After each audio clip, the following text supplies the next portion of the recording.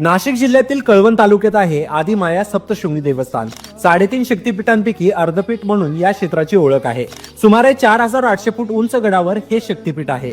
डोंगर कपारीत 10 फूट उंच 18 भुजांच्या देवीची शेंदूर चर्चित मूर्ती विराजमान आहे। पौराणिक आख्यायिकेनुसार महिषासुराचा वध करण्यासाठी आदिमाया येथे प्रकट झाली आणि 3 दैत्यांचा वध केला। मार्कंडेय ऋषींनी इथेच दुर्ग सप्तशतीची रचना केली। सप्त म्हणजे 7 शृंग म्हणजे शिखर, अशी 7 शिखरात वसलेली सप्तशृंगी देवी। देवीचे शाकंभरी नवरात्र, चैत्र नवरात्र, आश्विन नवरात्र हे मुख्य उत्सव आहेत। खानदेश हे देवीचं माहेर समजलं जातं, म्हणून चैत्र नवरात्रीत खानदेशातील भाविक पायी देवीच्या दर्शनासाठी येतात। कोजागिरी पौर्णिमेच्या दिवशी गडावर तृतीय पंथीयांचा विशेष उत्सव असतो।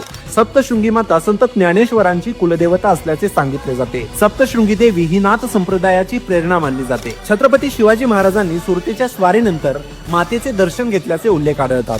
उंच शिखरावर वसलेली सप्तशृंगी माता भाविकांच्या मनोकामना पूर्ण करते अशी सगळ्यांची श्रद्धा आहे। मित्रांनो, तुम्ही कधी सप्तशृंगी मातेला गेला आहात का हे मला कमेंट मध्ये नक्कीच